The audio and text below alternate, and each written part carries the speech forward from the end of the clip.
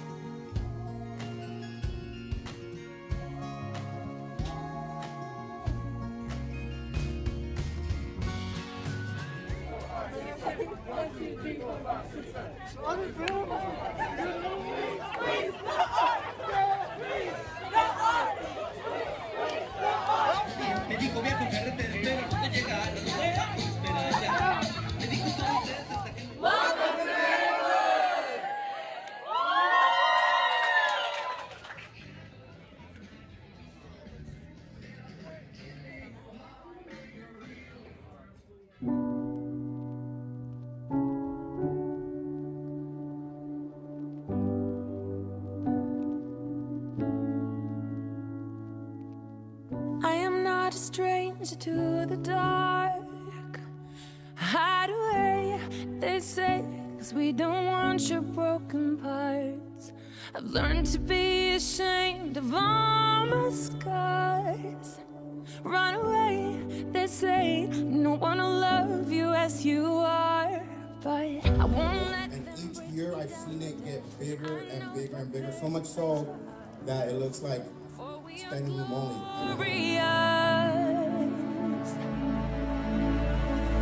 When the sharpest words wanna cut me down, I'm gonna send a flag, gonna drown them out. I am brave, I am bruised, I am who I'm meant to be. This is me. Look out, 'cause here I come, and I'm marching on to the beat I drum. I'm not scared to be seen, I make no apologies. This is me.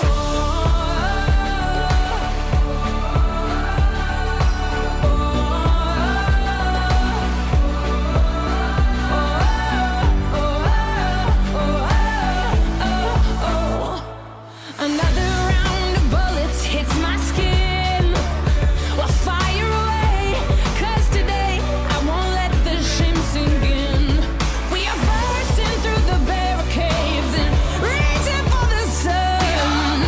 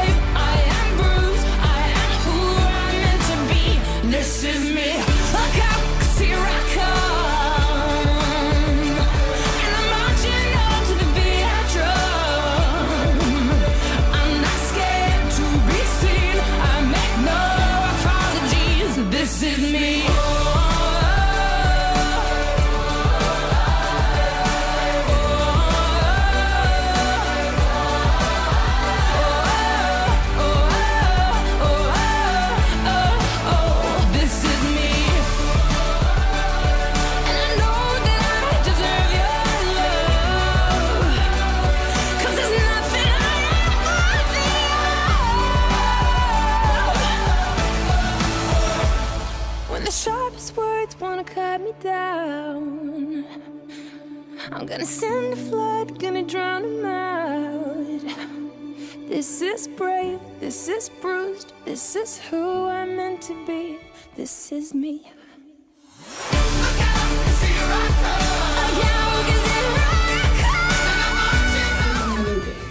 I was asked to fill out the highest level of education my parents have received.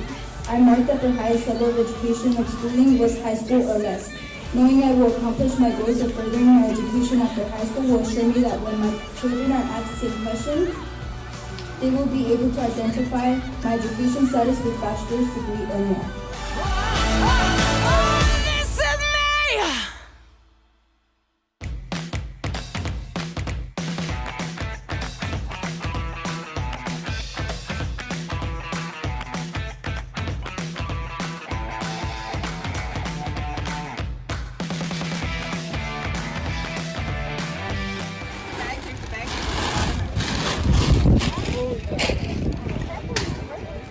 It's time to go. It's time to go.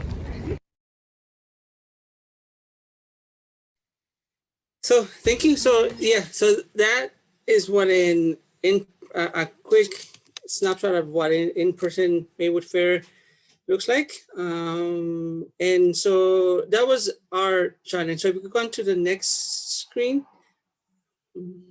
So yeah, so this is just a social distancing photo that we did for, I think for the campus newspaper and for other, as a way to advertise the event. We go on to the next slide actually.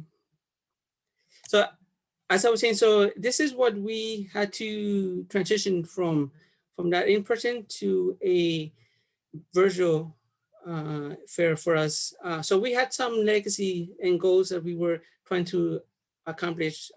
So one was, as it says here, doing it in a virtual environment and how that would go. Another one was rebranding. I think as the other leads will speak on when they get to their section, there were many areas where rebranding, where we touched upon rebranding and we were successful there. Accessibility is another area where we wanted to be mindful that we were, and we will talk about also that in terms of community cultural wealth and other accessibility things that we were wanting to make sure that we were, like I said, mindful of. And lastly is sustainability and also longevity. We want to make sure that if for any reason something like a pandemic happened in the future, or if the future there was a mix way that the event was done both in person and both online, we wanted to leave a way for anyone that would be doing it, that they will have a roadmap on how that would possibly go. And with that in mind, I can move it over to the next person. Thank you, Javi. So I know that we were able to kind of listen to this video earlier, but now we're going to play it without any music so everyone can really get a better understanding as to how we came up with the inspiration for Maywood 2020's theme. So I'm going to go ahead and play a video.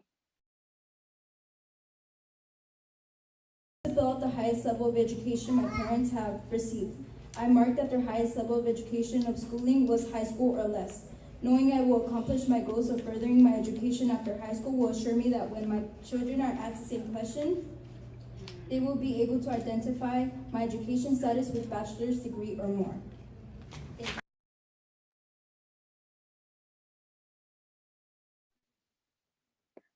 And then that leads us into this, which is the meaning of the theme. So the foundation of Maywood is education, right? And so we need to imagine a better future and then develop into an educated individual and then empower to improve the future of oneself, family, and community. So that video and just based off what Maywood is in general really solidified why we chose imagination, development, and empowerment. All right, so just to kind of gauge the room, we're going to have a small little activity. I know a lot of us came straight from work, or maybe you had classes or studying today. So we're going to do an agree, disagree, or unsure activity. So if you agree, you're going to put your thumbs up.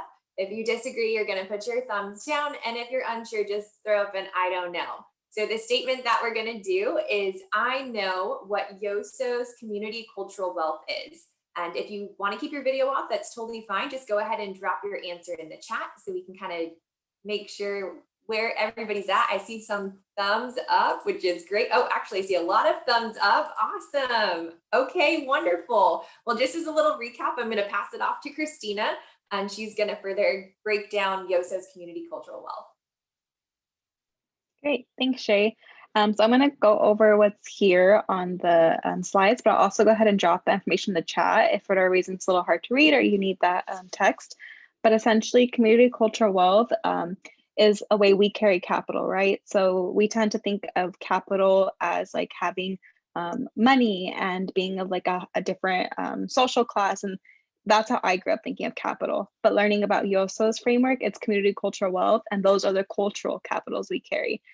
So this is a really asset-based model, and is to empower you and our students to really view themselves as bringing worth into the classroom and in their life experiences. So I'm going to briefly go over each type of capital. There's aspirational capital, which is to maintain hope and dreams in the face of barriers. So kind of like in the way students are aiming to go to college, even if they're having all these things in front of them, that's aspirational, right? Familial capital is cultural knowledge development through family. So just the things you pick up on from being around your families. Social capital is networks within your community that can provide resources and support. So just that, right? Just because people don't work in this high up position doesn't mean you don't have that capital. Navigational capital, skills of maneuvering through an institution. In this case, you can think about this in terms of college. So maybe a first-gen student figuring out how to find these resources and do navigate their way through that system. And then we have resistant capital, knowledge and skills developed through challenging and equity. So that's still basically like, what did you learn through those challenges you went through? And then linguistic capital, intellectual and social skills attained through communication in more than one language. So those are all capitals that many of us and many of our students all carry. So if we can move to the next slide, please. We now kind of want to pose a question to you. So we're going to actually use the annotate feature. So if on your on the top, I believe it says view options for you, and then you can click annotate, and you can use a little stamp or draw, but we kind of want to see like what kind of capital you think you hold or the one you most relate to. So if you can go ahead and pick a little stamp, annotate somewhere, that would be great if you're able to.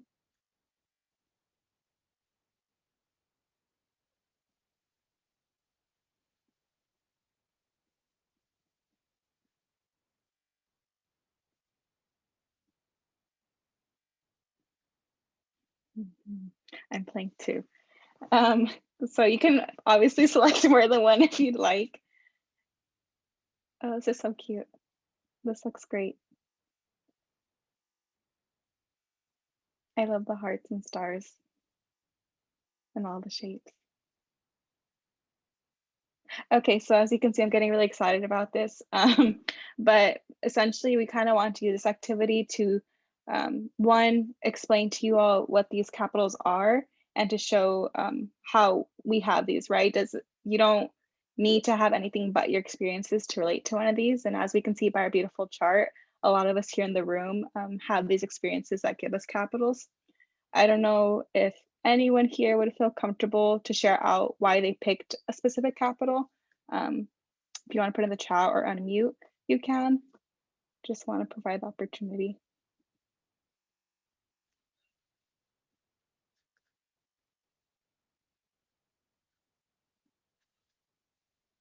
I can go, Christina, just to kind of Thanks, start Shay.